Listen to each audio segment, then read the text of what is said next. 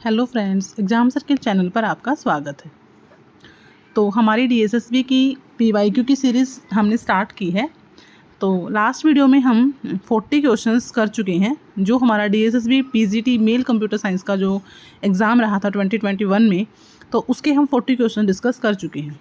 तो आज हम नेक्स्ट क्वेश्चन करते हैं और आज का हमारा क्वेश्चन है, which statement is true about the condition of overflow in the circular queue. देखो, सर्कुलर क्यू क्या होती है, जिसमें हमारा जो एक हमारा देखो क्यू में क्या होता है, एक रियर होता है, एक फ्रंट होता है।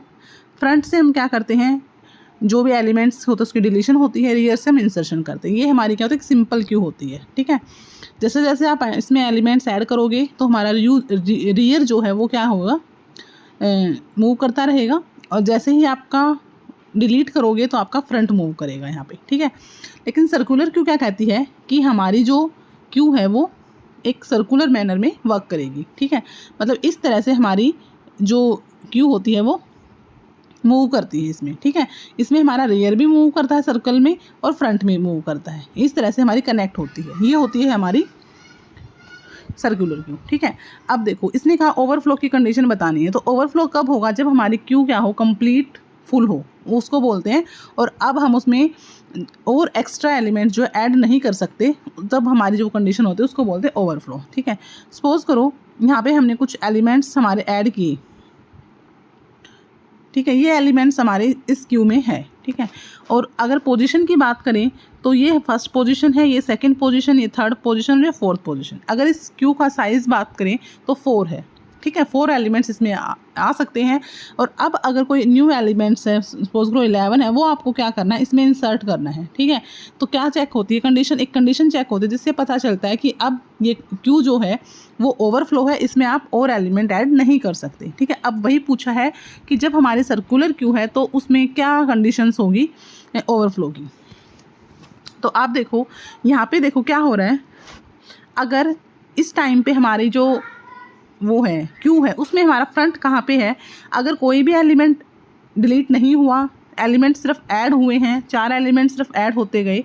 ठीक है, तो हमारा फ्रंट कहाँ होगा, 1 पोजीशन पे होगा, और हमारा जो रियर होगा वो कहाँ होगा, लास्ट जितना हमारा साइज़ है क्यू का उतने पे होगा। ठीक है, तो देखो अगर हम बात करें n की वैल्यू क्या है, 4 है, मीन्स साइज ऑफ क्यू कितना है, 4 है, कि 4 एलिमेंट्स इसके अंदर आ सकते हैं। तो यहाँ पे आप क्या देखोगे कि फ्रंट हमारा 1 पोजीशन पे है और रियर अगर हमारा n पोजीशन पे है, तो हमारी यहाँ पे क्या हो रही है, ओवरफ्लो हो रही है। इट मीन्स क्यू हमारी फुल है। ठीक है, अब एक चीज़ और क्या होती है, अगर हम यहाँ से 0 से इंडेक्सिंग स्टार्ट करें, 0 1 2 3, तो हमारी रियर के लिए क्या कंडीशन होगी, जो हमारा रियर होगा वो होगा साइज माइनस 1 होगा। ठीक है, या फिर n-1 होगा। ठीक है, वो तो अगर इंडेक्सिंग पे डिपेंड करेगा। अगर आप 1 से इंडेक्सिंग स्टार्ट करते हो तो जो साइज़ होगा वो n होगा। ठीक है, और अगर आप 0 से इंडेक्सिंग स्टार्ट करते हो तो फिर हमारा क्या होता है, साइज -1 होता है। इट मीन्स हमारी क्यू जो है फुल है। तो एक कंडीशन तो इसमें ये होगी कि फ्रंट अगर 1 पोजीशन पे है, इट मीन्स कोई भी एलिमेंट डिलीट नहीं हुआ, और रियर हमारा साइज़ वाली पोजीशन पे, जितना हमारा क्यू का साइज़ है उस पोजीशन पे, मीन्स हमारी लास्ट जो पोजीशन है उस पे है। तो इट मीन्स हमारी सारी की सारी क्यू क्या है, फुल है, और यहाँ पे ओवरफ्लो है। दूसरा इसमें और क्या है, अब जब ये वाला एंड इस एंड से जुड़ा हुआ है, तो यहाँ पे देखो हमारा फ्रंट क्या है, रियर +1 है। अब यहाँ पे रियर है। ठीक है, अब रियर नेक्स्ट रियर कहाँ होगा, अगर सपोज करो ये एलिमेंट हमने डिलीट कर दिया तो नेक्स्ट रियर हमारा यहाँ होगा ना। ठीक है, तो ये जो पोजीशन है वो क्या है, हमारी रियर +1 है। ठीक है, तो हमारे यहाँ पे 2 कंडीशन होंगी, एक होगी फ्रंट = 1 होगा, या फिर रियर हमारा 1 n होगा। एक कंडीशन तो ये होगी, अगर ये कंडीशन फुलफिल हो रही है तो इट मीन्स यहाँ पे ओवरफ्लो हो रहा है। या फिर दूसरी कंडीशन यहाँ पे क्या होगी, अगर मैं कहूँ रियर हमारा क्या है, फ्रंट हमारा क्या है, रियर +1 है, मतलब फ्रंट जो है रियर से आगे है। ठीक है, मतलब रियर पीछे है, फ्रंट हमारा उससे 1 है। ठीक है, तो अगर ये कंडीशन है तो भी हमारी क्या होती है, ओवरफ्लो होती है। तो यहाँ पे जो आंसर रहेगा वो होगा हमारा, तो ये भी कंडीशन होती है, ये भी होती है, दोनों कंडीशन इसमें होती है, ये वाली भी ये वाली भी। तो बोथ A एंड B हमारा क्या रहेगा, आंसर रहेगा ओवरफ्लो का। अगर ये सिंपल क्यू होती, ठीक है, सर्कुलर नहीं होती, तो सिर्फ हमारी ये वाली जो फर्स्ट वाली जो कंडीशन है वो हम ओवरफ्लो के लिए चेक करते हैं। ठीक है, कि हमारे फ्रंट की पोजीशन क्या है, रियर की पोजीशन क्या है, क्योंकि उसमें सिर्फ एक एंड से क्या होगा, डिलीशन होगा, एक एंड से इंसर्शन होगा। कोई भी फ्रंट और रियर में कनेक्टिविटी नहीं है, ठीक है। तो सिंपल में हमारा ओवरफ्लो की ये कंडीशन होती है, लेकिन अगर हम सर्कुलर की बात करें तो सर्कुलर में फिर हमारी रियर और फ्रंट की क्या होती है, दूसरी कनेक्टिविटी भी होती है। तो फिर हमें दूसरी कंडीशन भी हम चेक कर सकते हैं कि अगर हमारा फ्रंट जो है रियर +1 है तो भी हमारा क्या होगा, ओवरफ्लो होगा। तो इसका आंसर रहेगा हमारा बोथ 1 and 2। नेक्स्ट क्वेश्चन है, how many different binary search tree can be constructed with 6 different node, कि आपको कितने आप BST बना सकते हो। देखो बाइनरी सर्च ट्री क्या होता है, BST के अंदर एक कंडीशन होती है, क्या होती है कि मेरा जो लेफ़्ट चाइल्ड होगा वो क्या होगा, लेस देन होगा या इक्वल टू होगा पेरेंट या रूट नोड के, और जो राइट चाइल्ड होगा वो हमारा क्या होगा, बड़ा होगा, ठीक है। ये होगा हमारा राइट चाइल्ड। ऐसे ही होता है कि जो रूट नोड है उसके लेफ्ट में तो उससे लेस मिलेंगे एलिमेंट्स, और उसके राइट में क्या होंगे, ग्रेटर देन होंगे रूट से। तो वो होती है हमारी BST, ठीक है। बाइनरी सर्च ट्री इसी कंडीशन पे वर्क करती है कि लेफ्ट सब ट्री जो होगा उसमें हमारे क्या होंगे, लेफ्ट लेस देन होंगे रूट से नंबर, और राइट में हमारे रूट से ज़्यादा होंगे, ठीक है। तो ये BST होती है। तो इसने पूछा अगर हमारे पास n नोड है, n डिफरेंट नोड्स हैं, तो बाइनरी सर्च ट्री कितने यहाँ पे पॉसिबल होंगे। तो इसके लिए एक फॉर्मूला होता है, वो आपको याद रखना पड़ेगा। फॉर्मूला क्या है, देखो फॉर्मूला होता है 2n का फैक्टोरियल डिवाइड बाय n+1 का फैक्टोरियल एंड n फैक्टोरियल।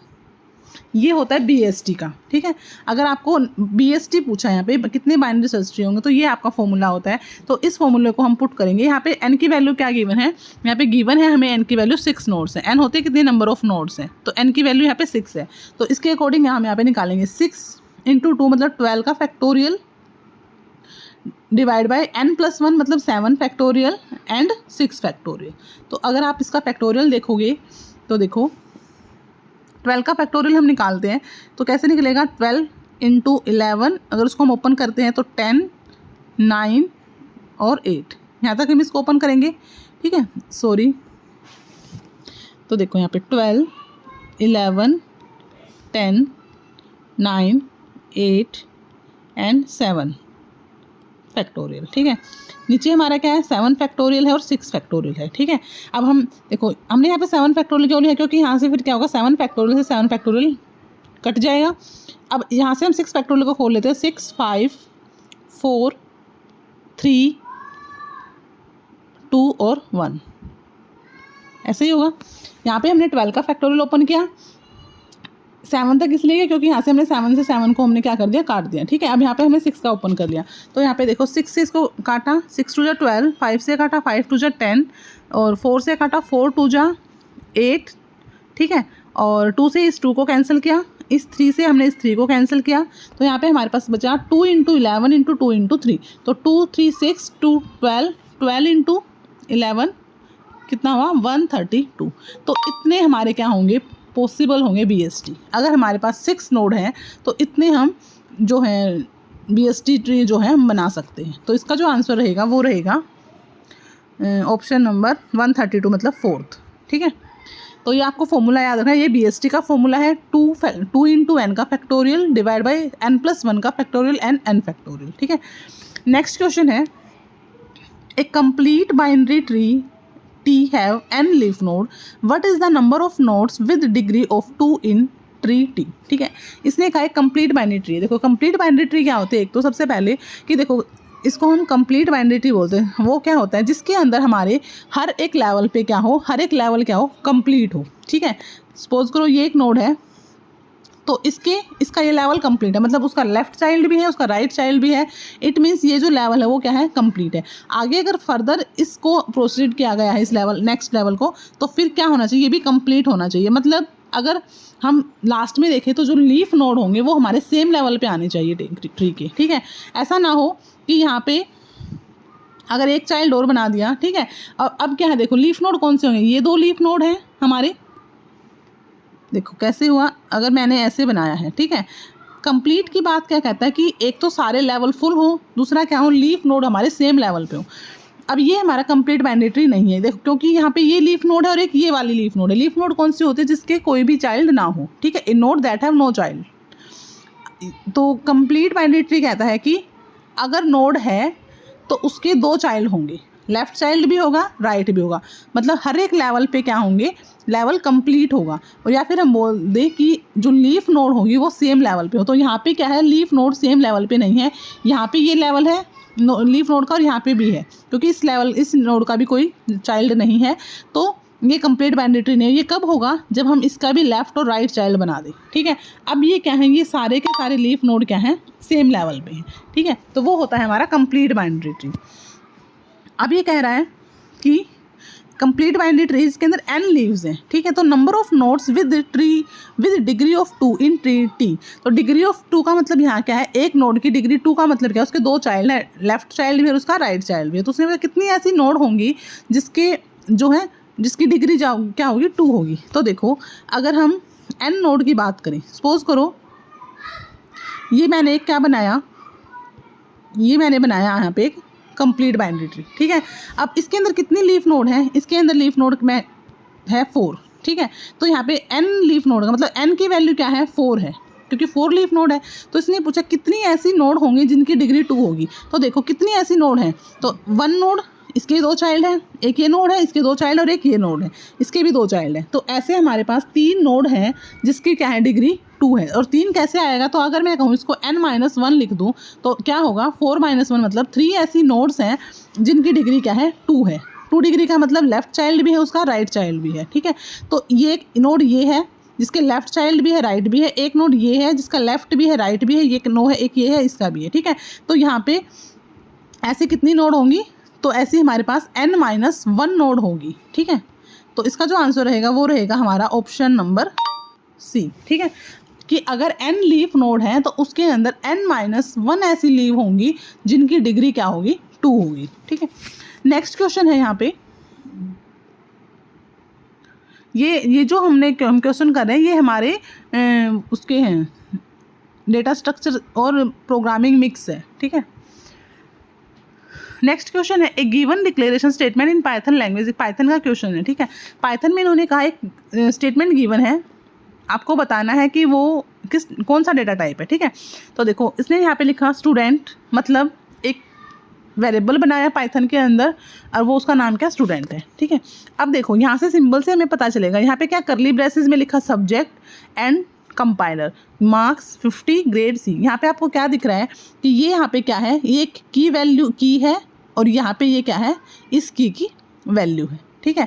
और की और वैल्यू का पेयर किस में होता है, हमें पता है डिक्शनरी में होता है। तो इसका आंसर रहेगा हमारा डिक्शनरी। ये क्या है, पाइथन में एक डिक्शनरी है। डिक्शनरी को हम कर्ली ब्रेसेस में रिप्रेजेंट करते हैं। दूसरा जो डिक्शनरी होता है उसके अंदर जो वैल्यू होती है वो किस में होती है, की और वैल्यू के पेयर में होती है। एक की होगी और उसके साथ में उसके रिस्पेक्ट में क्या होगी, एक वैल्यू होगी, ठीक है। अब यहाँ पे सब्जेक्ट क्या है, की है, और सब्जेक्ट की वैल्यू क्या है, कंपाइलर है। सेकंड की क्या है, मार्क्स की है और मार्क्स की वैल्यू क्या है 50, और थर्ड की हमारी क्या है, ग्रेड की वैल्यू क्या है, सी है, ठीक है। तो इस टाइप की जो रिप्रेजेंटेशन होती है वो हमारी किस में होती है, डिक्शनरी में होती है। तो इसका जो आंसर रहेगा वो रहेगा ऑप्शन नंबर सेकंड। नेक्स्ट है इसमें हमारा question, what is the responsibility of event Q in event driven programming. जब हम इवेंट क्यू की बात करें, देखो कोई भी क्यू हो, क्यू का मतलब क्या है, कुछ ऐसी क्यू है, ऐसा स्पेस है जहाँ पे क्या रखा गया है, जो भी इवेंट्स वगैरह हैं वो यहाँ वहाँ पे रखे गए हैं, ठीक है। तो क्यू क्या होगा, फर्स्ट ऑप्शन है make a sequence in which Q event is executed, create new event, delete event या चेंज इवेंट। देखो क्यू, अगर इवेंट क्यू है तो इट मीन्स उसमें ऐसी कोई सीक्वेंस होगी क्यू की जो क्या बताएगी हमें, जो बताएगी कि एक सेकेंड, हाँ, जो क्या बताएगी कि sequence in which event is executed. अब इवेंट की लिस्ट बना दी, इवेंट की लिस्ट में क्या होता है कि भाई कौन सा इवेंट कब एग्जीक्यूट होगा, पूरी सीक्वेंस होती है इवेंट्स की, ठीक है। तो इसी तरह यहाँ पे क्यू है, तो इवेंट क्यू में भी क्या होगा, ऐसे ही इवेंट का सीक्वेंस होगा कि कैसे कैसे इवेंट जो है एग्जीक्यूट होंगे। तो इसका आंसर रहेगा option number A. Next question है, what is the output of the code in Python language. अच्छा, यहाँ पे दिया है एक स्ट्रिंग str1, एक स्ट्रिंग वेरिएबल है यहाँ पे, और एक स्ट्रिंग गिवन है ऑल द बेस्ट। नेक्स्ट उसमें लिखा है string 1 -3, ठीक है। तो यहाँ पे देखो क्या गिवन है, एक स्ट्रिंग वेरिएबल है, ठीक है, str1 नाम का एक वेरिएबल है, ठीक है। और वेरिएबल में क्या लिखा हुआ है कि ऑल द बेस्ट, ऐसे लिखा हुआ है, ठीक है। अब इसने पूछा है एक्सेस आपको कौन सा करना है, इंडेक्स गिवन है आपको क्या कि स्ट्रिंग में -3 वाली जो पोजीशन है वो वाला आपको एक्सेस करना है, वो वाला स्ट्रिंग आपको एक्सेस करनी है, ठीक है। तो देखो कैसे होगा, मतलब एक पोजीशन दी है कि वो वाला एलिमेंट आपको चाहिए स्ट्रिंग का, ठीक है। तो नेगेटिव इंडेक्स है, तो नेगेटिव इंडेक्स हमेशा कहाँ से होता है, राइट साइड से स्टार्ट होता है। हमेशा पाइथन में ये होता है कि देखो सी में, C++ में, इन सब में क्या होता है, पॉजिटिव इंडेक्स यूज़ होता है, लेकिन पाइथन में एक नया फीचर आया है कि यहाँ पे नेगेटिव इंडेक्स भी होता है। नेगेटिव इंडेक्स राइट साइड से स्टार्ट होता है, पॉजिटिव इंडेक्स पॉजिटिव हमारे यहाँ से स्टार्ट होता है, नेगेटिव इंडेक्स हमारा यहाँ से होता है, ठीक है। और पॉजिटिव इंडेक्स जो होता है वो स्टार्ट होता है 0, 1, 2, 3, 4 ऐसे होता है, ठीक है। और नेगेटिव इंडेक्स हमारा क्या होता है, -1, -2, -3 इस तरह से होता है, ठीक है। तो अब यहाँ पे इन्होंने बोला -3 को एक्सेस करना, तो देखो -3 यहाँ पे क्या होगा, तो आप देखो टी मतलब राइट से स्टार्ट करना है, तो लास्ट में क्या है टी, तो ये हमारा क्या है -1 है, उसके बाद है एस, ये हमारा क्या है -2 है, और उसके बाद क्या है ये ई, ये हमारा क्या है -3 है। तो यहाँ से कौन सा एलिमेंट हमें मिलेगा, आउटपुट में हमें क्या आएगा, ई मिलेगा, ठीक है। तो इसका आंसर रहेगा हमारा अब ऑप्शन नंबर 1, ठीक है। इन्होंने बोला स्ट्रिंग 1 में -3 इंडेक्स पे जो एलिमेंट है वो हमें चाहिए आउटपुट में, ठीक है।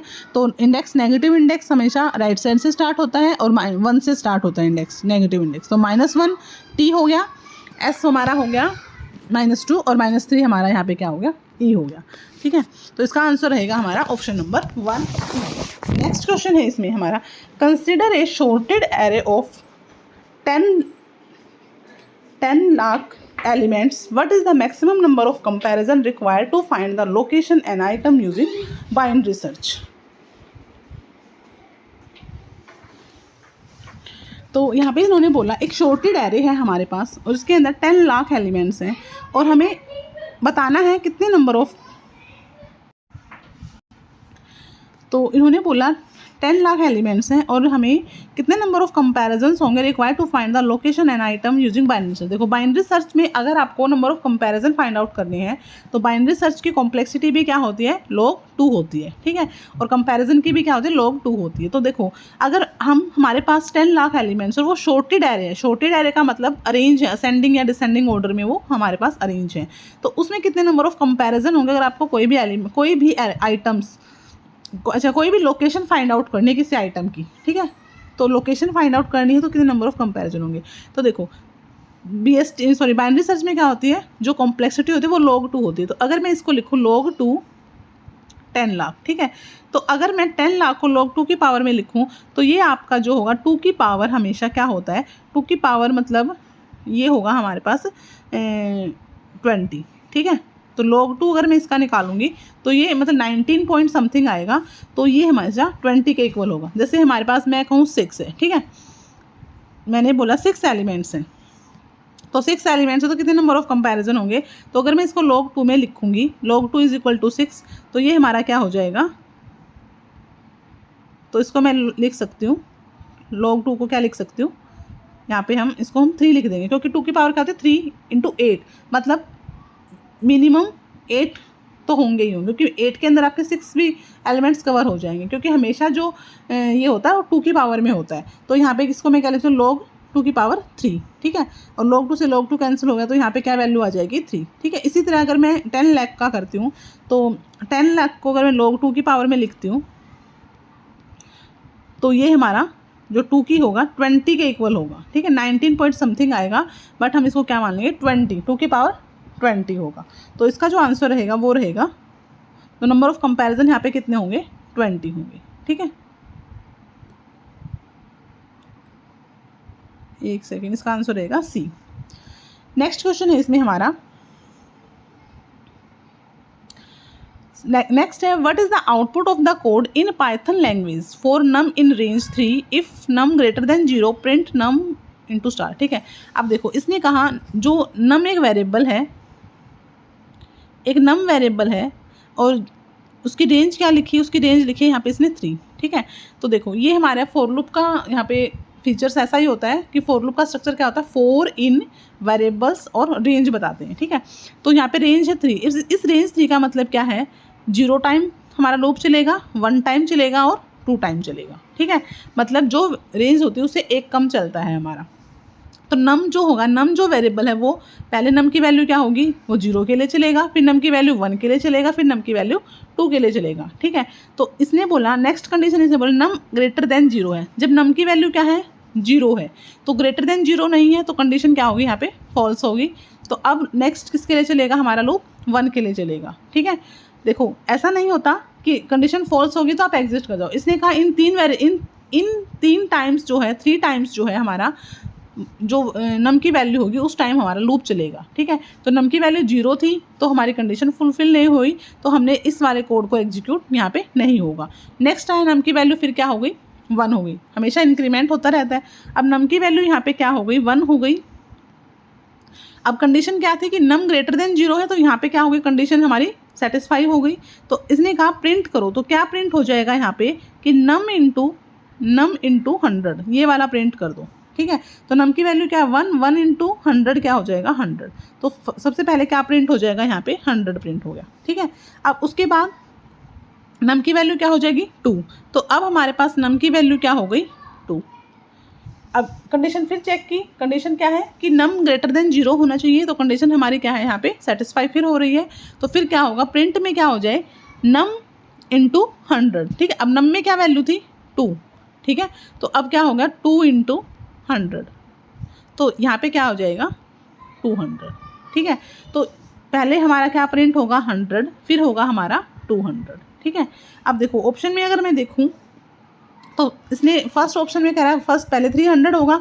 देखो कोई भी कंडीशन ऐसी जिसमें 300 प्रिंट हो तो कैंसिल होगा। नेक्स्ट कंडीशन में भी 300 प्रिंट करा है, ये भी नहीं होगा।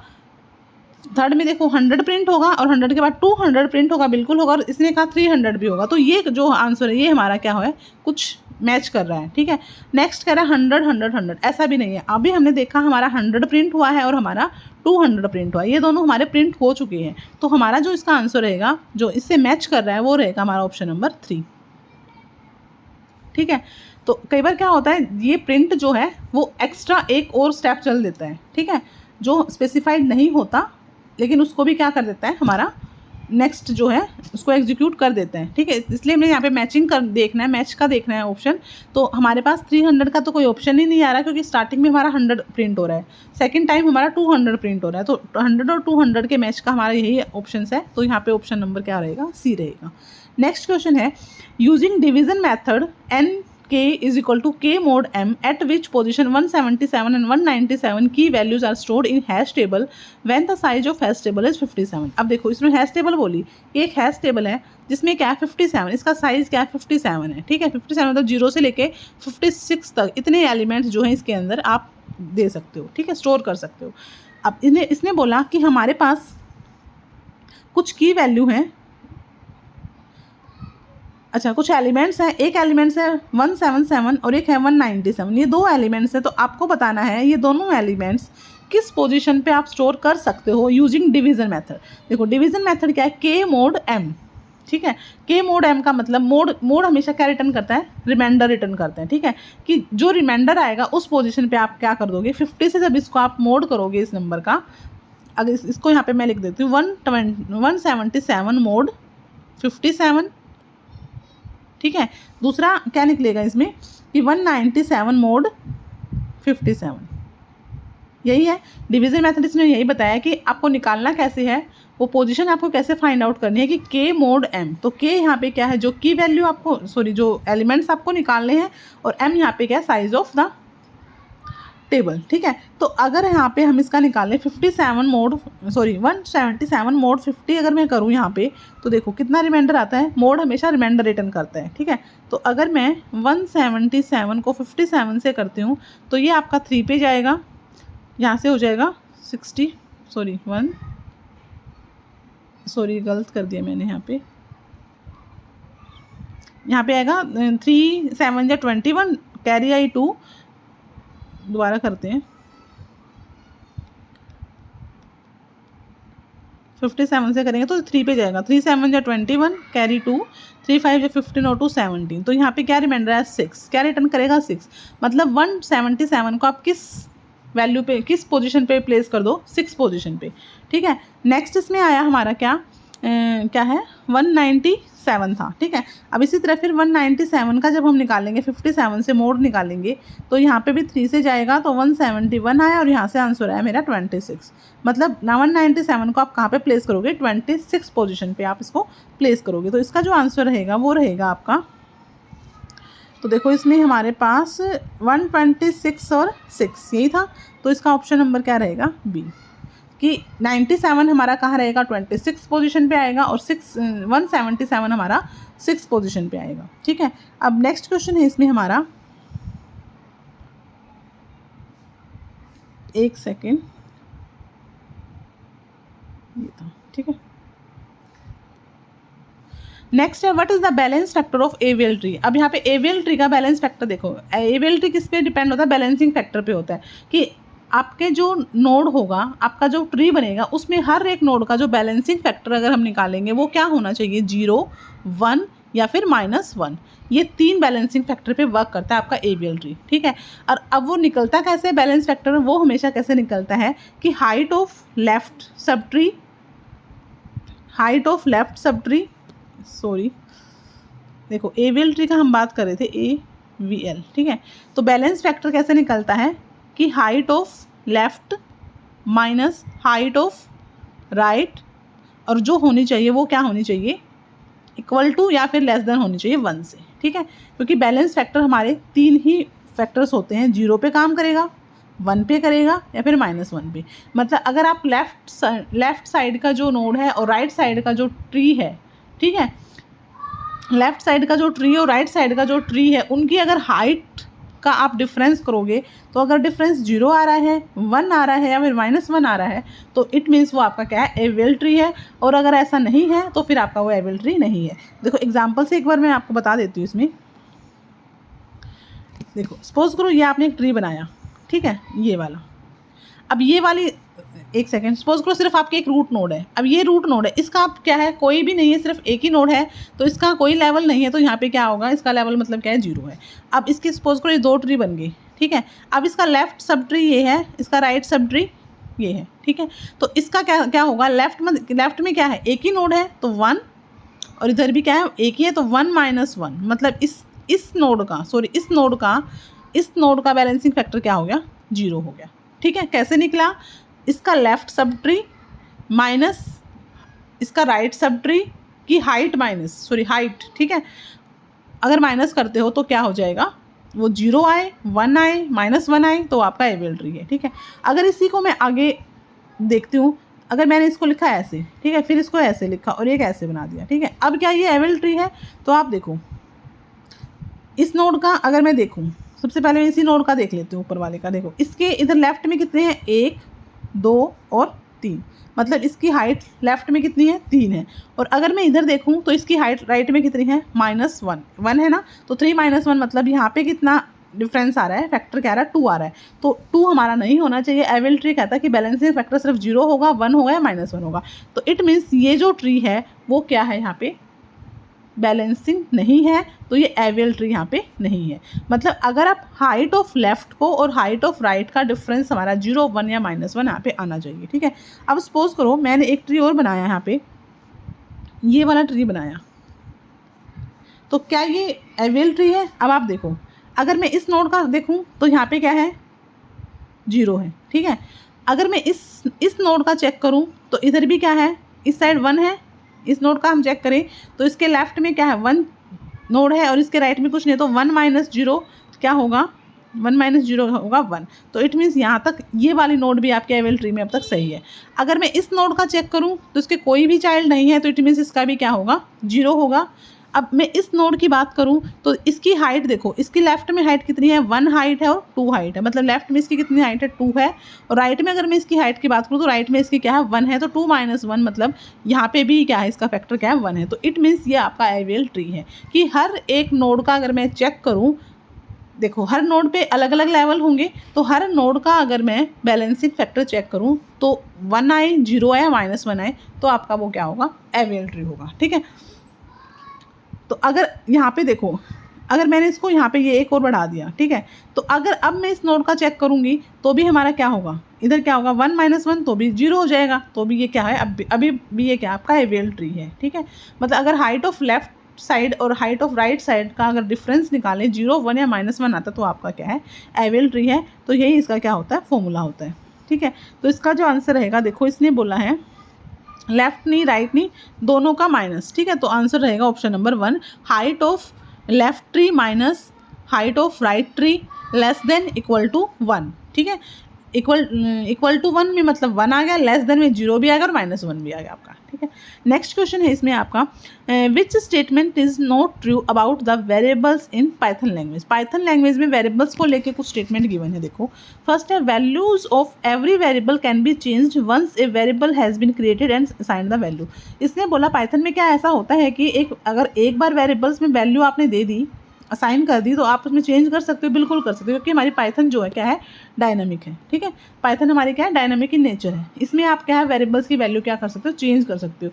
दूसरा इसमें क्या है, आप वेरिएबल की कभी भी डेटा टाइप नहीं बताते। जब आप वेरिएबल को डिक्लेयर करें उस टाइम पे डेटा टाइप की आपको नीड नहीं है।